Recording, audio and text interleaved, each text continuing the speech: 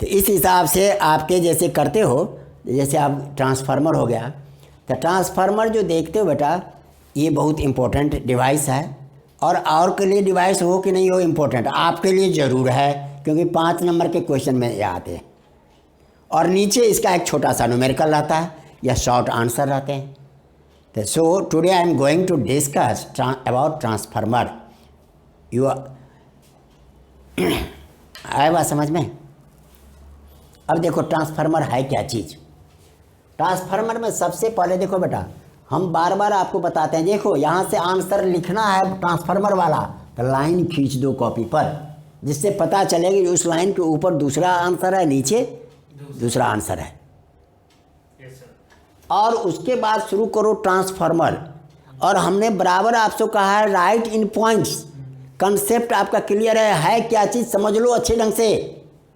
और अच्छे ढंग से समझ लिए हो तो अपनी भाषा में, लैंग्वेज यदि रटे रटाई नहीं है तो अपनी भाषा में भी लिख सकते हो। अब मेरे ख्याल से इतना तो याद हो गया होगा, आधा घंटा से हम बोल रहे हैं। ट्रांसफार्मर के कारण वोल्टेज घटा बढ़ा सकते हो, करंट घटा बढ़ा सकते हो। इसका कहीं पर घटाने की ज़रूरत पड़ती है, कहीं पर बढ़ाने की ज़रूरत पड़ती है। बढ़ाने की ज़रूरत पड़ता है हिडल पावर स्टेशन में, वहाँ पर वोल्टेज करंट बनाते हैं। अब मान लो शिमला से दिल्ली आना है, तो रास्ते में वायर के द्वारा जो रेजिस्टेंस है उससे जब करंट पास करेगा तो हिट H=I²RT। 1 एम्पियर करंट है तो RT के बराबर हुआ, 2 एम्पियर करंट है तो 4RT, मीन्स हीटिंग इफेक्ट ज़्यादा होगा। लेकिन यदि वोल्टेज VIT लिखते हैं तो 1 वोल्ट है तो IT, 2 वोल्ट है तो 2IT, मतलब वोल्टेज बढ़ाने से उतना हीट लॉस नहीं होता है। इसलिए थर्मल पावर स्टेशन है या हिडल पावर स्टेशन है, वहाँ से जब हमें दूर भेजना होता है तो हम वोल्टेज बढ़ा देते हैं। और इसमें देखते हो बड़े बड़े 4-4, 5-5 खंभा, इस तरह का आप खंभा देखते हो, इस तरह के आपके सिंपली खंभा मिलते हैं, इस तरह के खंभा मिलते हैं। ये जितना ऊंचा रहेगा समझ लो उतने हाई वोल्टेज के इस तरह के खंभे मिलते हैं। इस पर चलने वाला जितना भी वायर है 2,20,000 वोल्ट या 4,40,000 वोल्ट का है। वोल्टेज बढ़ा देते हैं जी दूर तक जाए, एनर्जी लॉस कम हो। और घरों में जब जाएगा तो घर वाले को तो 1 एम्पियर, आधा एम्पियर, 0.1 एम्पियर इस तरह के करंट की ज़रूरत है, तो वहाँ पर हम करंट की वैल्यू बढ़ा देते हैं, तो उसको कहते हैं स्टेप डाउन कर दिया। तो पहली जगह जहाँ वोल्टेज बढ़ा है स्टेप अप हो गया, और जहाँ घटा के हम यूज किए स्टेप डाउन। जिसका एक सिंपल सा एग्जांपल बेटा आज के डेट में कहोगे हमने देखा नहीं, तो भाई आप लोग मोबाइल तो चार्जर रखते हो ना, मोबाइल चार्जर में क्या है, एक ट्रांसफार्मर लगा हुआ है जो आप जानते हो जो मोबाइल का वोल्टेज 3.8 वोल्ट है। बैटरी जनरली किसी में 3.8 होगा, किसी में 3.7 होगा, लेकिन 3-4 के बीच के हैं। और आप प्लग लगा देते हो 220 वोल्ट में, 220 वोल्ट मोबाइल तो फट जाएगा भाई। तो इसलिए उसमें ट्रांसफार्मर लगा हुआ है जो आपको 220 वोल्ट को 3.8 वोल्ट में कन्वर्ट कर देता है। स्टेप डाउन हो गया, ये डाउन का एग्जांपल हो गया। और जब उसके भीतर डाउन हो गया तब उस एसी से, जो डाउन एसी है, डाउन भी हुआ है एसी ही बन के निकलेगा, फिर हम उसको डायोड से रेक्टिफायर से पास करके डीसी बना देते हैं, क्योंकि मोबाइल, टीवी इस सब को चलने के लिए डीसी वोल्टेज चाहिए, इसलिए मोबाइल में हम लगा देते हैं। आए बात समझ में? तो आपको इस हिसाब से सबसे पहले ट्रांसफार्मर का इंट्रो लिखा करो। जो एसी से जो डीसी में कन्वर्ट होता है वो मोबाइल के अंदर ही होता है? नहीं है, आपके चार्जर के अंदर, वो भी चार्जर के अंदर, चार्जर के अंदर ही ये सारा प्रोसेस हो जाता है। चार्जर से निकलने वाला वही 3-4 वोल्ट रहता है। चार्जर से निकलने वाला डीसी और हाँ 3-4 वोल्ट, इसलिए उसके प्लग को आप छू भी लेते हो तो कोई झटका नहीं लगता है। है बात समझ में? तो ट्रांसफार्मर के बारे में जो आपको लिखना है, देखो पहला इंट्रोडक्शन। इंट्रोडक्शन में आपने पॉइंट नंबर 1 डाल दिया। A transformer is an electrical device used to change used to change voltages और करंट दोनों लिखना है।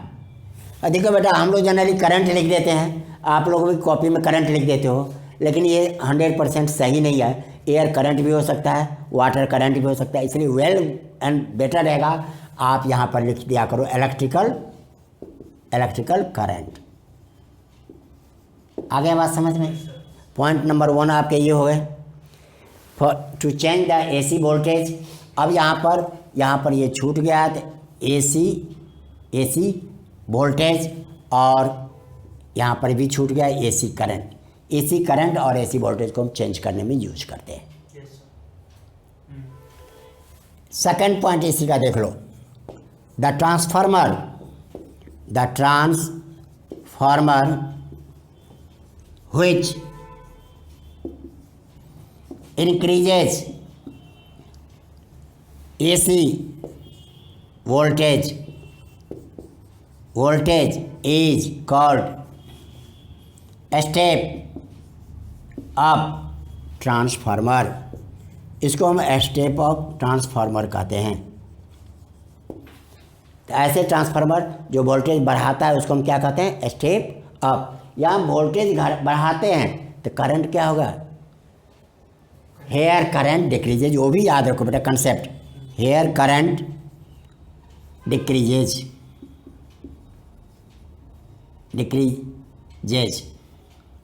And voltage increases. आ गया बात समझ में? थर्ड पॉइंट में देखो, अब आपके इंट्रोडक्शन हेडलाइन में ये डाल दिया आपने, अब इसमें और क्या लिखें?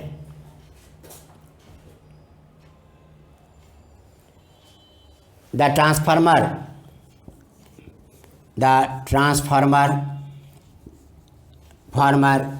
which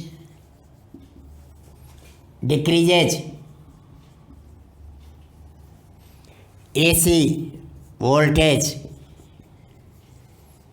is called step down transformer. इसको हम स्टेप डाउन ट्रांसफार्मर कहते हैं। मेरे ख्याल से मेरे बच्चे लिख लिए होंगे आप लोग। एक पॉइंट कंसेप्ट क्लियर रखो। फिजिक्स में अब कहोगे इसी में सर क्वेश्चन क्या पूछेंगे, तो अब इसका क्वेश्चन देख लो, what is transformer. Types of transformer बताओ। There are 2 types of transformer, step up and step down. ये भी आप पूछ सकता है। What does step up do, what does step up transformer do. Step up transformer क्या करता है? नीचे में चॉइस दे दिया, voltage increases, current decreases. C में चॉइस दे दिया बोथ, डी में चॉइस दिया नन।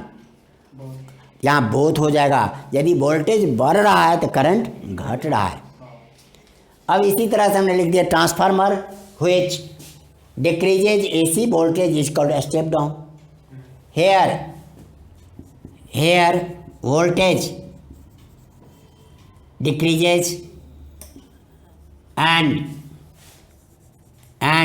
Current increases. अब कहोगे ये कैसे सर हो रहा है? इसका मैथमेटिकल सिंपली फार्मूला देख लो। पैरेलल में यदि कहीं है लगा हुआ तो आप क्या जानते हो?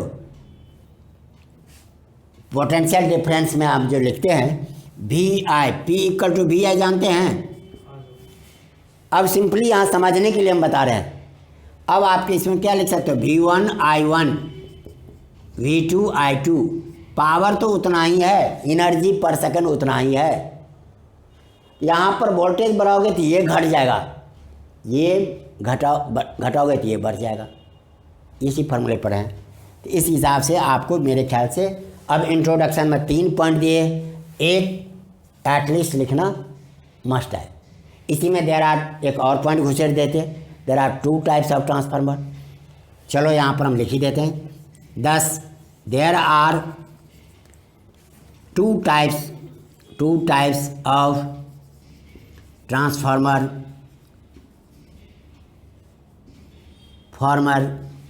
नंबर 1 स्टेप अप ट्रांसफार्मर, और नंबर 2 स्टेप डाउन ट्रांसफार्मर।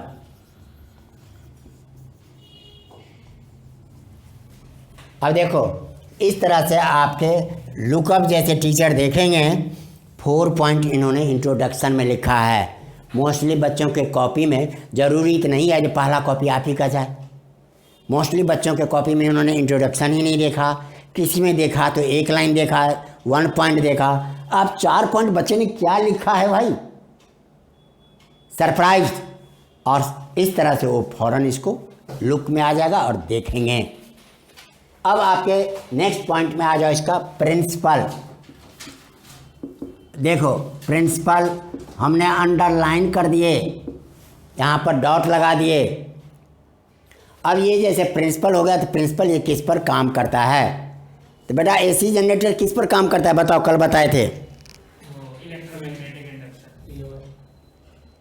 हाँ, अब प्रिंसिपल में देख लो, प्रिंसिपल में भी आपके हम 2 पॉइंट बना देते हैं। एक यदि कहता है आपके पास टाइम नहीं है, इमरजेंसी है, कहते हो लास्ट आवर में सर हम एक लिखते तो वो छूट जाता, तो उस कंडीशन में हमने यहाँ पर टिक लगा दिया है। उस कंडीशन में मैं यहाँ पर भी टिक लगा देता हूँ। तो यहाँ पर देखो the working of transformer is based on phenomenon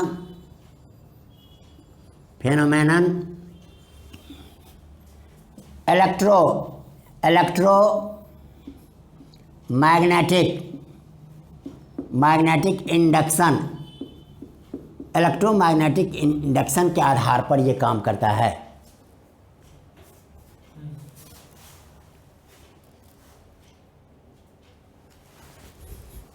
इसी में इलेक्ट्रोमैग्नेटिक इंडक्शन के एक और वर्ड जोड़ दो, mutual induction, electromagnetic mutual induction.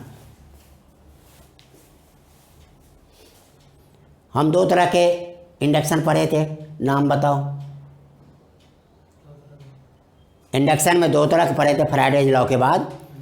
तो आपके बेटा देखा करो, इस तरह से सेल्फ इंडक्शन पढ़े थे और म्यूचुअल इंडक्शन पढ़े थे। सेल्फ में एक ही कॉइल के भीतर में एक टर्न दूसरे टर्न को अपोज करता था। तो ऐसा हो गया जैसे एक ही घर में आप 4 भाई हो, एक नेता बनना चाहता है, वो चाहता है प्रधान बने, वो चाहता हम हेड बने, कैशियर बने, तो आपस में ये स्ट्रगल होते हैं। ये हो गया सेल्फ इंडक्शन। म्यूचुअल इंडक्शन हो गया जैसे आप ग्रो होते हैं। आजकल क्या कहा जाता है, आदमी के 3 आँख होते हैं। हंसने वाली बात है, और भी मैं यूट्यूब पर बोल रहा हूँ भाई। 2 आँख से तो हम आगे पीछे देखते काम करते हैं, तीसरा आँख है जिससे हम देखते हैं जो दूसरे के घर में आग कैसे लगाएं और उसमें कौन कौन जल रहा है, कैसे हाथ सेकें। ये नेचर हो गया जीएलएसनेस की। इसलिए पड़ोस में जो आपके घर हैं वो आपके डेवलपमेंट से जलते हैं और आपको अपोज करते हैं। सिमिलरली इलेक्ट्रिसिटी में जब 2 कॉइल है, एक कॉइल इसमें करंट आ गया तो बगल का जो एक कॉइल है इसमें ईएमएफ इंड्यूस हो जाएगा, वो इसको अपोज करेगा। तो नेबरिंग कॉइल हो गया। आगे बात समझ में। इस आधार पर आपको जब कहेगा स्टेट प्रिंसिपल तो आप तो सिंपली लिख देना working of transfer based on phenomena electromagnetic mutual induction. लेकिन कह देगा स्टेट एंड एक्सप्लेन भी करने के लिए कह दिया। तब यहाँ देखो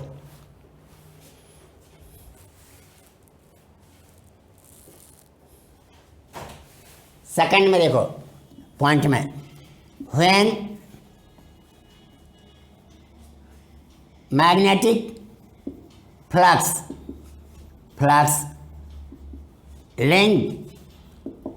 linked with a coil, when magnetic flux with the coil changes, when magnetic flux linked to the coil changes.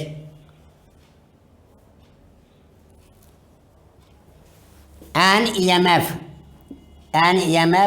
is induced in the neighboring coil.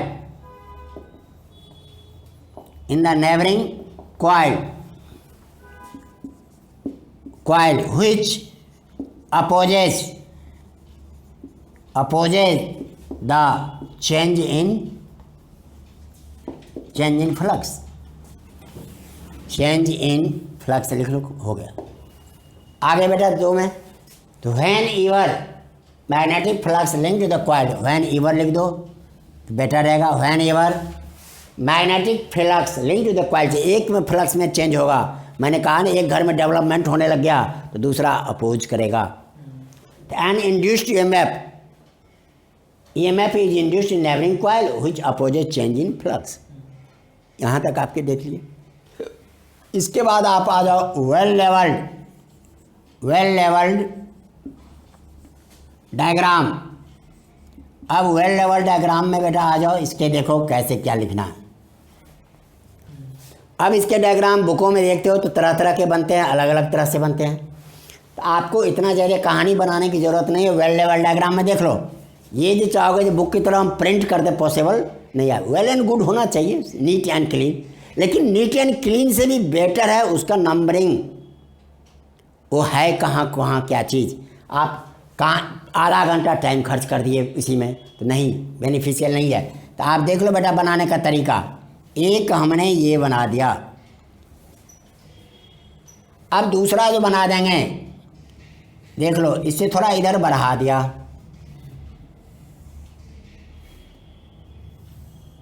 तीसरा जो बनाएंगे इससे थोड़ा और आगे बढ़ा दिया, एक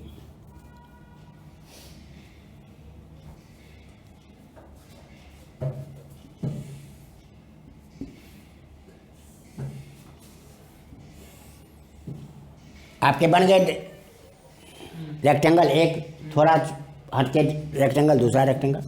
अब इसी में आपने ये कॉइल लगा दिया, दिस इज प्राइमरी, इसको हम क्या नाम देते हैं बेटा, primary coil.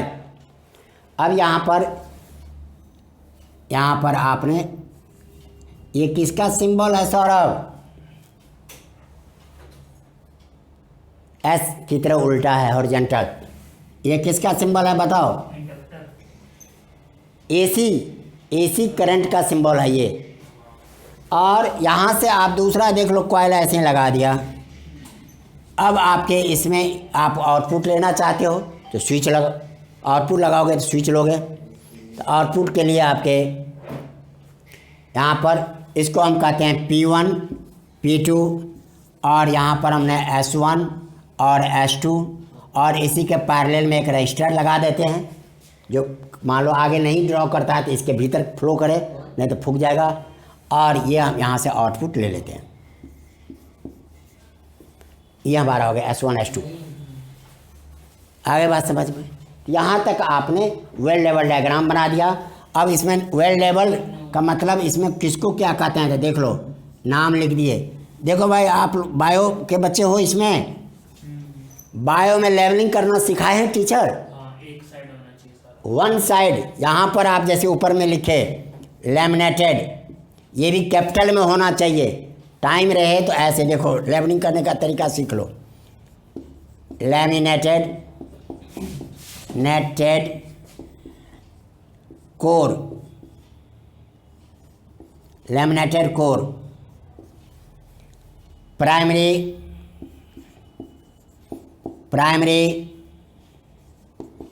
Primary coil,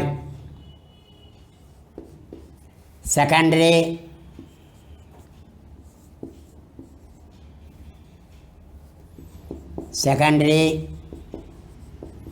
coil, load resistance,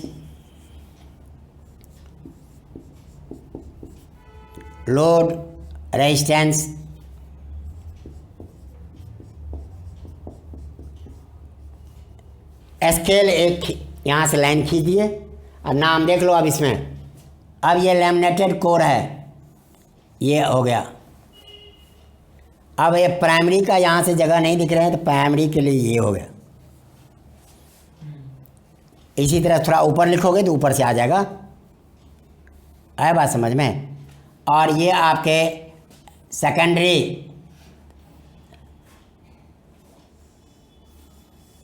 secondary coil हो गए।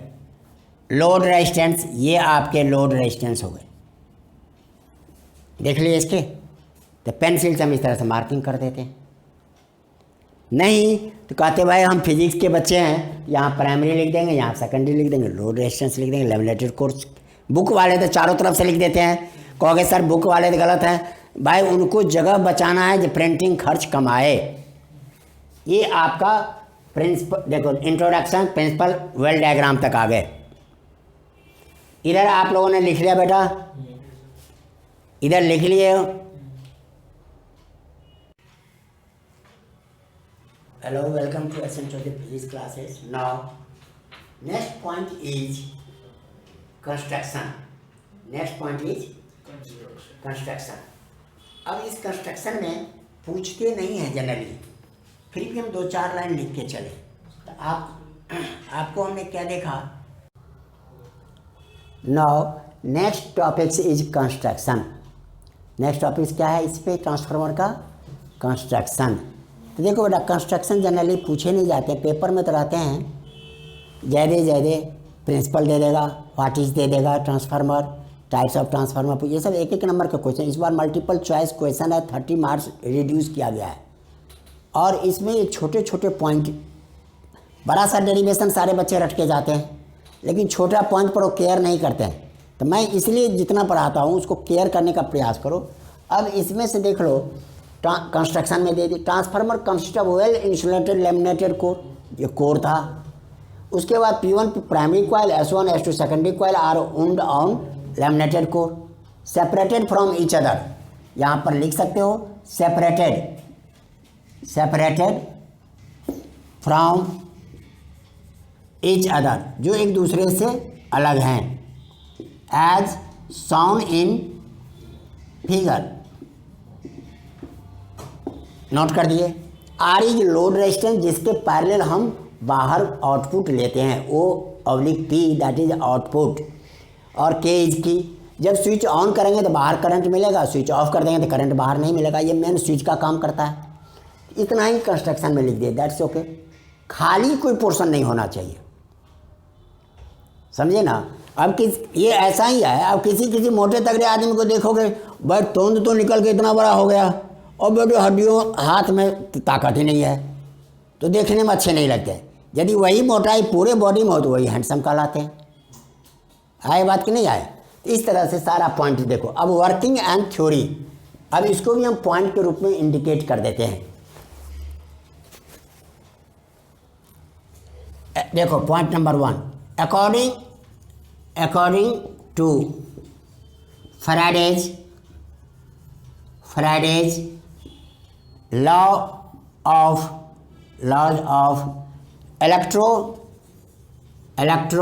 magnetic induction। इसमें लंबा चौड़ा कहानी बना देते हैं, ये नहीं बनाना है। According to Faraday's law of electromagnetic induction,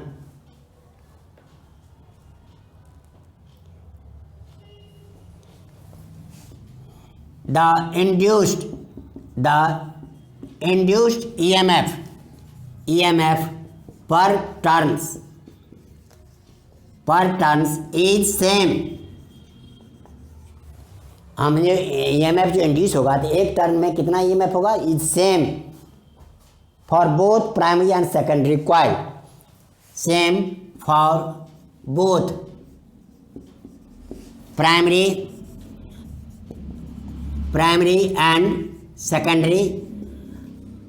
secondary coil, दोनों में सेम होगा। इसका मतलब EMF हमने इंड्यूस्ड EMF लिया है, तो EMF देख लो, EMF of primary upon EMF of number of turns number of turns in primary equal to EMF of secondary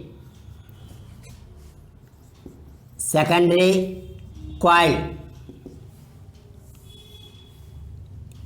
upon number of turns in secondary coil, दोनों का सेम है। अब यहाँ पर देख लो बेटा, यहीं पर हम दैट इज यहाँ पर लिख दिए EP, इसको हम EP लिख देते हैं, इसको NP, that is ES upon NS, ये हो गया। ये दोनों में सेम होता है। अब इसको समझने के लिए एक छोटी सी एग्जांपल देख लो। अब आप कहते हो सर हम तो 220 वोल्ट अप्लाई करते हैं। अब एग्जांपल के तौर पर देख लो, ये हमारा कांस्टेंट है, दिस इक्वल टू कांस्टेंट। इस तरह से हमें सेकेंडरी वोल्टेज निकालना होता है। तो देख लो, इसी को हम ऐसे भी लिख सकते हैं, आपके ES upon EP, this equal to ES upon EP, that is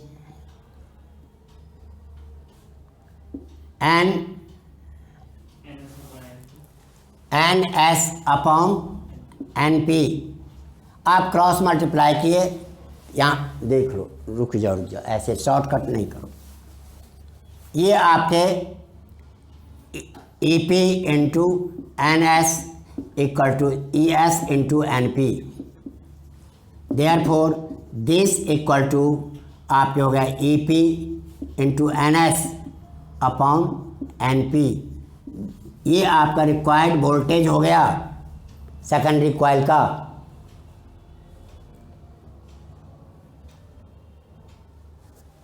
अब यहाँ पर देख लो, दिस इक्वल टू हम ऐसे भी लिखते हैं NS upon NP into this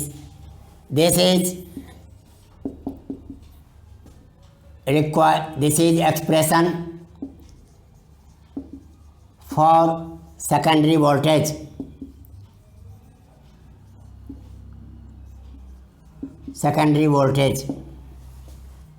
आ गए यहाँ पर।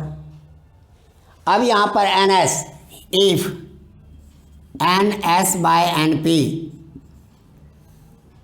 Greater than 1, it is step up transformer. NS by NP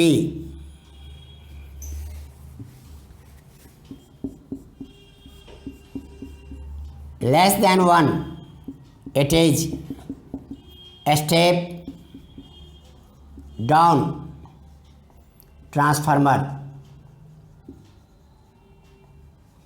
ये हम कहते हैं इसको। And NS by NP, this is also known as K, that is transformer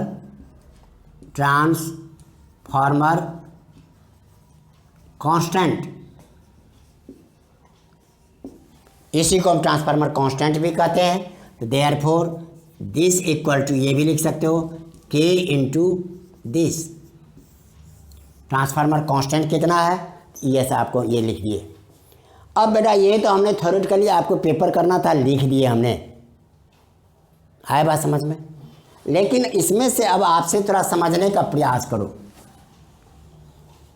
मान लो आपके घरों में आते हैं 220 वोल्ट, तो दैट इज आपके EP 220 वोल्ट। अब यहाँ पर 220 volt upon number of turns NP हमने लिख दिया यहाँ पर 220। टर्न भी हमारा कितना है, 220। तो एक टर्न में कितना हो जाएगा, 1 वोल्ट पर टर्न हो गया। अब आपके ES आपको चाहिए कितना, 3 वोल्ट, 3 ही वोल्ट चाहिए। तो आप ई एस में कितना लगा दोगे, E S upon N S. यहाँ पर अब ई एस की जगह पर कितना लिख देंगे हम, 3 हमें चाहिए। तो इसका मतलब एन एस हम यहाँ पर क्या करेंगे, एन एस की जगह पर हम 3 लगा देंगे, 3 टर्न, ये भी उतना ही होगा। डैट इज इक्वल टू, मान लो हमने यहाँ 1 लिखे हैं, तो देयरफॉर एन एस यहाँ पर 1 3 हमने टर्न दे दिए। क्रॉस मल्टीप्लाई करो तो N S equal to this turn. तो इस तरह से ई एस इक्वल टू भी हमारा कितना हो जाएगा, 3 वोल्ट। 1 टर्न हैज़ 1 वोल्ट, तो 3 टर्न आपका लगाए 3 वोल्ट आ गए, 4 टर्न लगाओगे 4 वोल्ट आ जाएगा।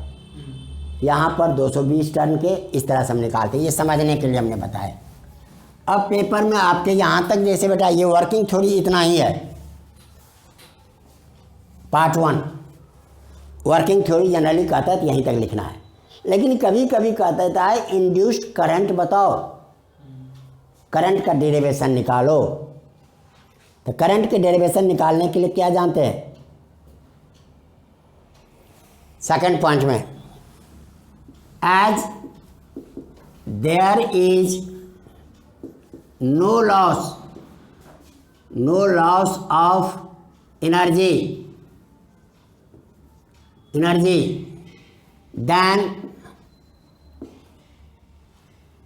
P equal to V I लिखे थे ना भाई, E P I P, this equal to क्या हो जाएगा, ई एस आई एस।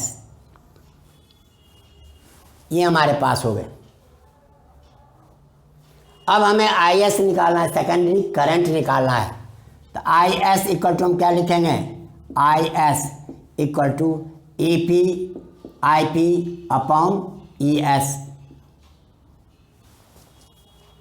यहाँ तक देख लिया आपने। हाँ सर।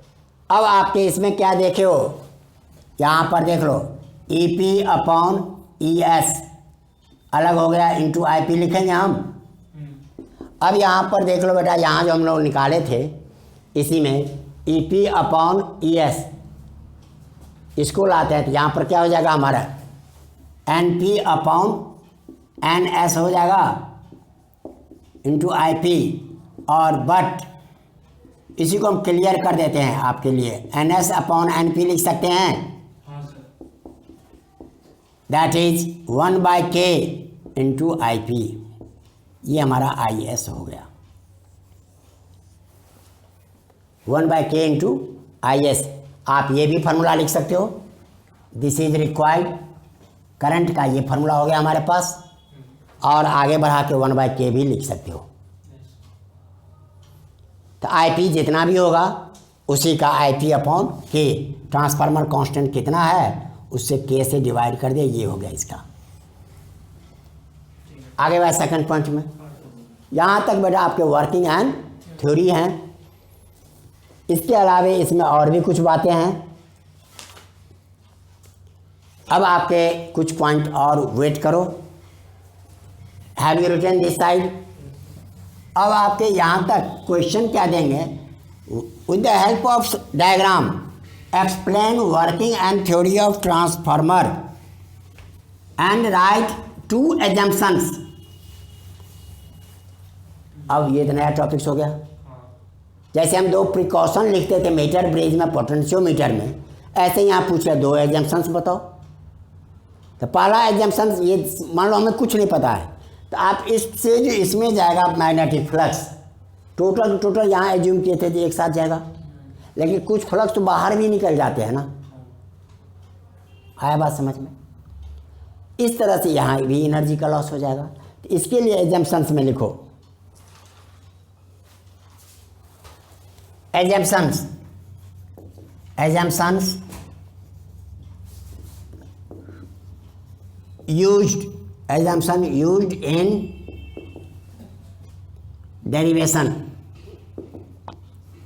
used in derivation लिखो या transformer.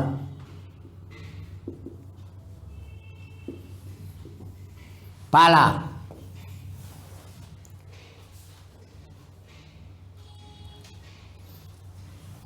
The resistance of primary coil and the current are small. हमने क्या किया, प्राइमरी कॉइल के भीतर से जो करंट जाएगा तो कुछ रेजिस्टेंस होगा, वो भी तो लॉस करेगा एनर्जी को, तो हमने इसको स्मॉल ले लिए।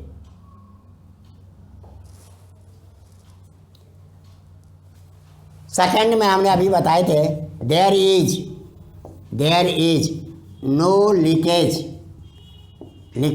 Of magnetic flux. तो बेटा जैसे फ्लक्स का मतलब ये टर्न हमने बना दिए थे, आप सिंपली दिक्कत हो तो ऐसे भी बना के ऐसे लपेट दिए।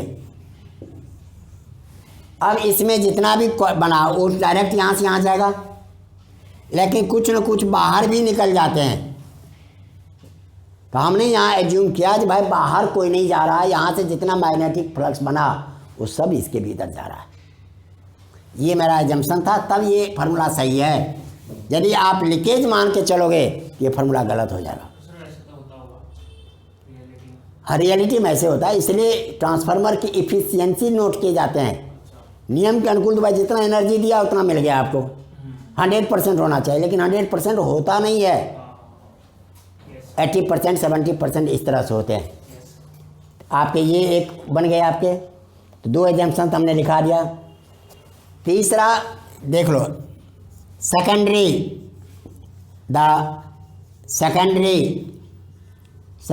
Current is small. हम जो करंट खींच रहे हैं वो भी स्मॉल होना चाहिए। Secondary current is small. आगे बात समझ में, ये भी एक टॉपिक्स बन गया। इस टॉपिक्स के बाद हैव यू नोटेड, लिख लिए सारे बच्चे।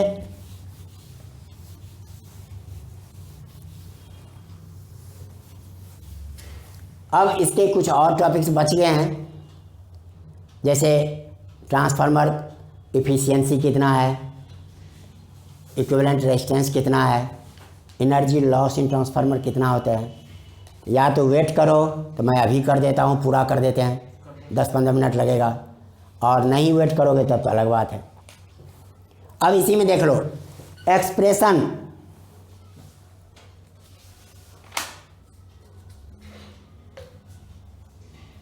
एक्सप्रेशन यहाँ लिखो, expression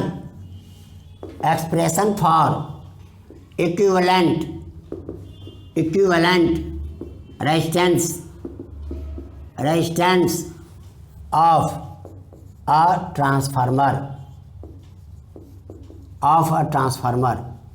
expression for equivalent resistance of a transformer. Transformer का ये निकालना है मुझे।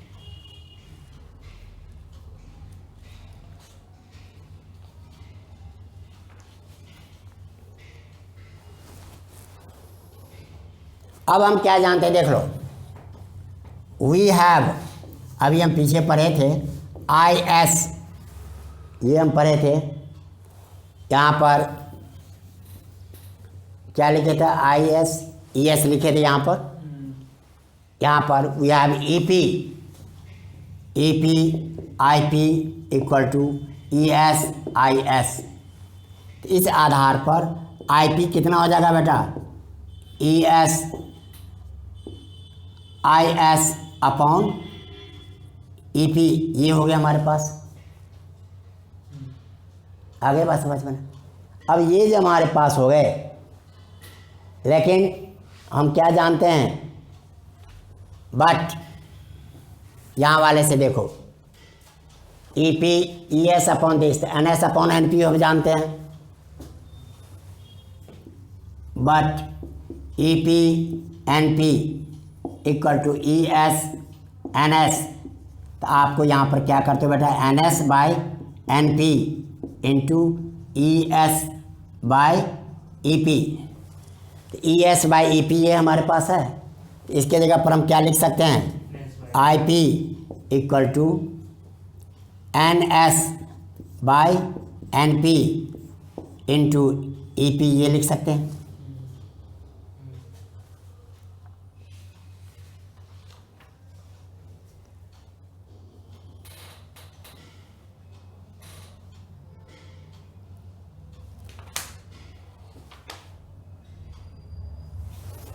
और करंट निकालते हैं बेटा। अब यहाँ पर हमारे पास क्या है, ES by NS by NP into EP निकल गए। IS आएगा ना, into IS, कहाँ पर? NS, NP, अच्छा अच्छा, IS हो गया हमारे पास। हाँ, but IS equal to ES upon resistance, voltage upon resistance हम जानते हैं करंट कितना होगा। तो इस आधार पर यहाँ पर क्या बन गया हमारे पास, IP equal to NS upon NP into ES upon R। Resistance secondary coil का रेजिस्टेंस कितना है, जिसको आपने लोड रेजिस्टेंस के नाम से जानते हो, वही ना आपको लोड रेजिस्टेंस कितना है ये बताना है। अब जब आप यहाँ तक आ गए तो देख लो,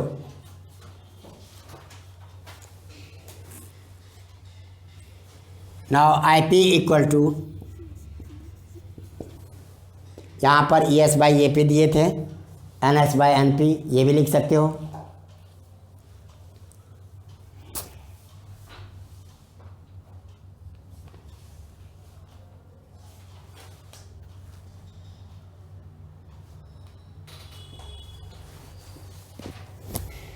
कोई छूट गया बेटा?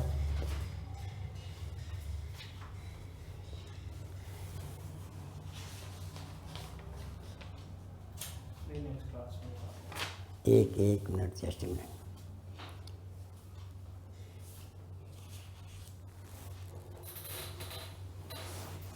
अब यहाँ पर देखो NS बाय NP ये हमारे पास है, आगे IP हमारे पास ये निकल गए यहाँ तक इसी को हम आगे निकाल देते हैं। तो IP इक्वल टू 1/R और यहाँ पर ES बाय NS हम ले सकते हैं, NS तो EP बाय हमारे टर्म में आ जाएगा, तो इसलिए हम इसको तो ऐसे ही रहने दिए, into EP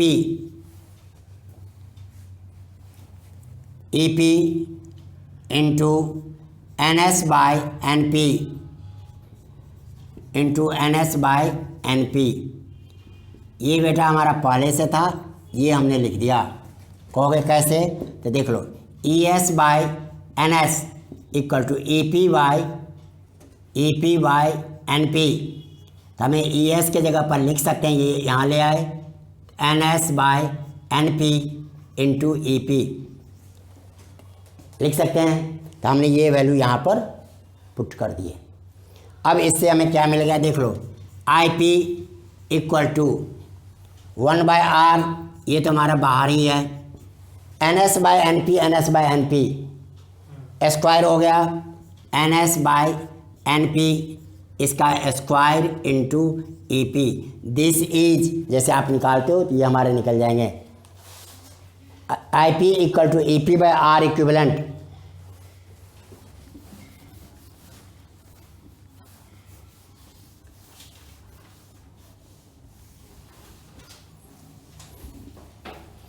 Now, but IP equal to EP by R equivalent। IP की जगह पर हमने क्या लिख दिया, EP by R equivalent। तो इस कंडीशन में हमारे पास क्या हो जाएगा, EP upon R equivalent। This equal to, यहाँ क्या निकल गया था देख लो, 1/R into NS by NP इन का स्क्वायर इंटू EP। ये और ये आपके कट गए आपके। तो अब यहाँ पर हमारे पास क्या हो जाएगा, ये डैश नहीं है बेटा, ई काटे हैं 1 जा, ये भी आपके 1 जा, ये भी कट के 1 जा, डैश नहीं।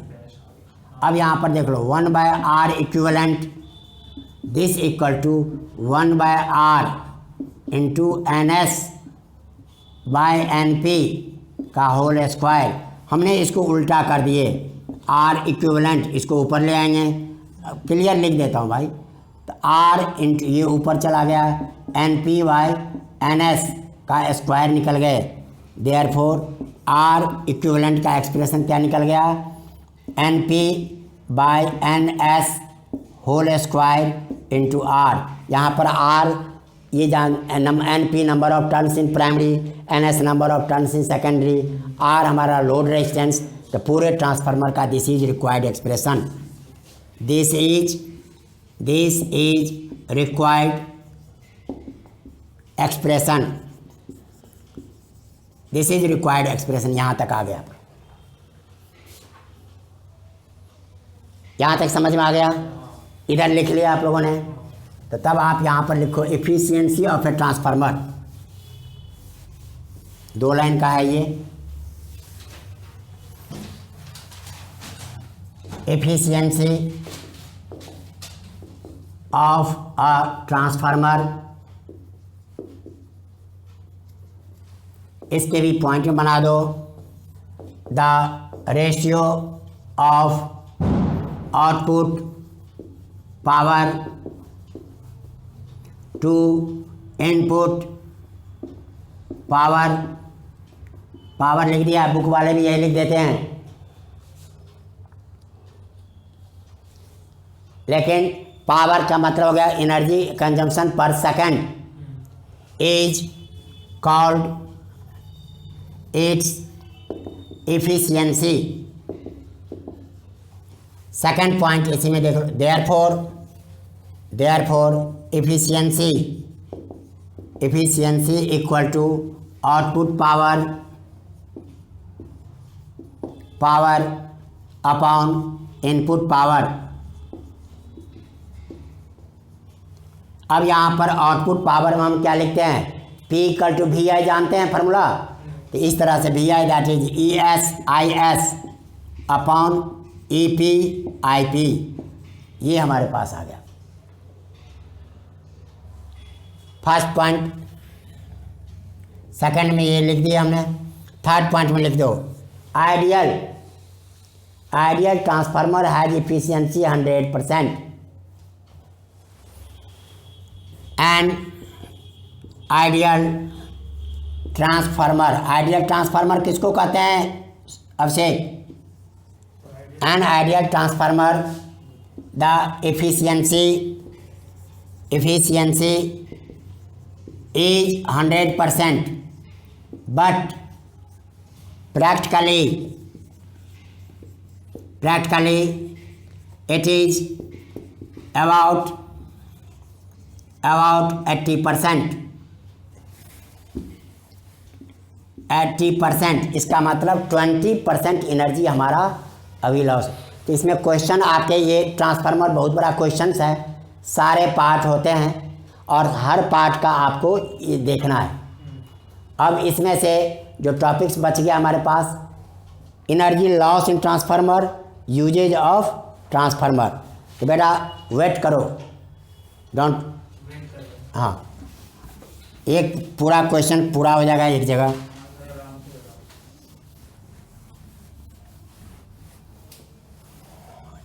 अब आपके यूजेज ऑफ ट्रांसफार्मर, तो कम से कम 1-2 यूज पॉइंट में याद रखो। यूज में अ ट्रांसफार्मर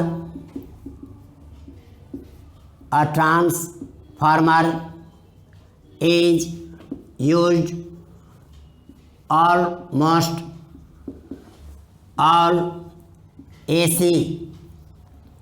एसी ऑपरेशन का मतलब हो गया जहां मुझे वोल्टेज घटाना है बढ़ाना है, तो वहां पर हम ट्रांसफार्मर का यूज करते हैं। फॉर एग्जांपल में देख लो,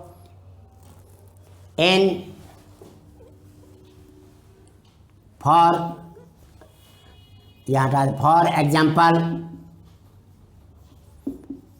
पहला पॉइंट, इन वोल्टेज रेगुलेटर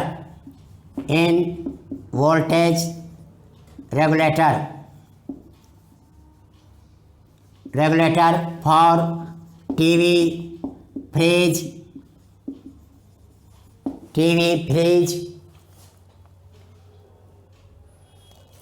कंप्यूटर और नहीं, या computer, air conditioner, air conditioner, देखो बेटा एयर कंडीशनर में वोल्टेज का फ्लक्चुएशन होगा तो हमारा उसका इंस्ट्रूमेंट ख़राब हो सकता है। तो वहाँ पर हम ट्रांसफार्मर लगा देते हैं 5 kV का, जितना टन का है, जिससे कि वोल्टेज घटे बढ़े तब भी वो हमेशा उसको 220 मिलता रहे। तो वहाँ पर ट्रांसफार्मर का यूज हो जाता है। सेकंड, यदि भूल भी जाओ तो वोल्टेज रेगुलेटर कहाँ करते हो? इन इंडक्शन फर्नेस। चलो नेक्स्ट में, इन द इंडक्शन फर्नेस हमने आपको एडी करंट के समय बताए थे। जब चेंज इन फ्लक्स होते रहते हैं तो ईएमएफ बनते रहते हैं।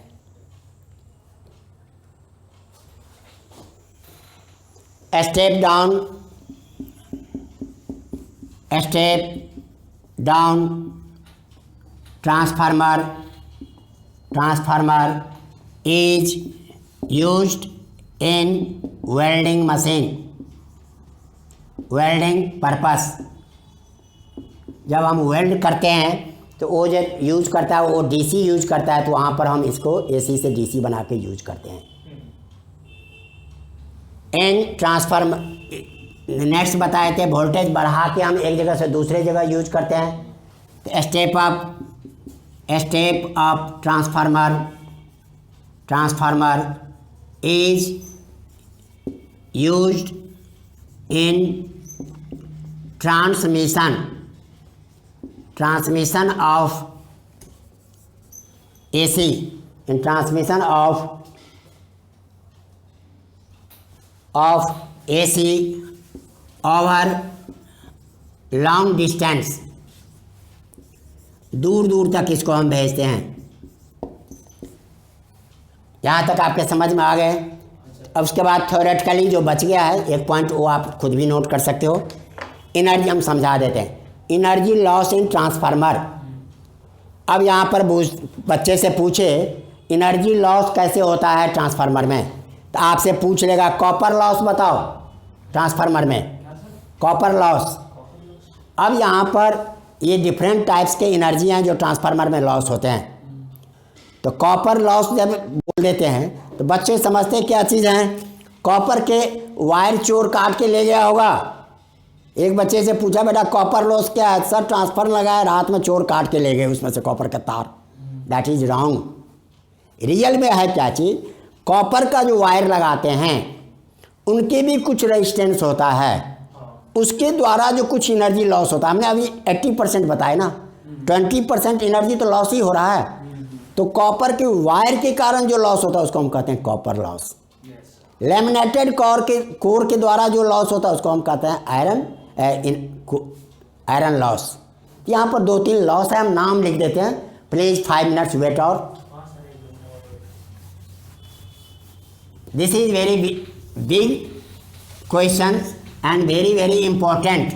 यहाँ पर जितने पार्ट पूछे हैं आपका, इसमें से कोई भी पार्ट आपका छूटेगा नहीं। तो मैं इस हिसाब से कर दिया हूँ। नेक्स्ट में देखो energy losses in transformer. Energy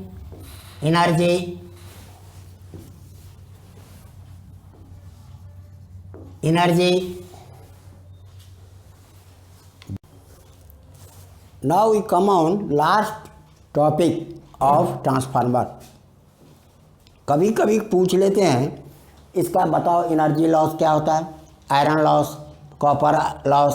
तो इन सब के कारण जो एनर्जी का लॉस होता है उसको हम कहते हैं आयरन लॉस। ये नहीं जो चुरा के आयरन ले गए, चुरा के ट्रांसफार्मर ले गए या कॉपर वायर ले गए। यहाँ पर copper loss, energy loss due to copper है। मैं एक ही पैटर्न में लिख दिए हैं, एक लर्न करोगे तो दूसरा हो जाएगा। Energy loss, iron loss, energy loss due to iron core. Iron core के भीतर जो एनर्जी लॉस हो जाते हैं हिट के रूप में। लीकेज, सारा का सारा फ्लक्स यहाँ से यहाँ नहीं पहुँचेगा सेकेंडरी तक, कुछ आसपास बाहर निकल जाएंगे। इसके बाद हिस्टेरिसिस लॉस, बार बार मैग्नेट डिमैग्नेटाइज होता है। एक बार करंट इधर आया तो मैग्नेट बन गई, फिर दूसरी बार करंट इधर तो दूसरे डायरेक्शन में। और लास्ट है इसका मैग्नेटिक्शन। हर ट्रांसफार्मर के आसपास में हमिंग साउंड रहता है। इस तरह से आपका ये सारा एनर्जी लॉस हो गया। ट्रांसफार्मर पूरा मैंने कर दिए हैं। आप लोग वीडियो देखो, वॉच करो, कंपेयर करो औरों से। बेटर लगे तो बेटा सब्सक्राइब करो। It is one of the most important question of board examination as well as competition. हमने सारे पॉइंट लिख दिए जो कंपटीशन को भी कवर करता है, IIT level, NEET level. Thank you.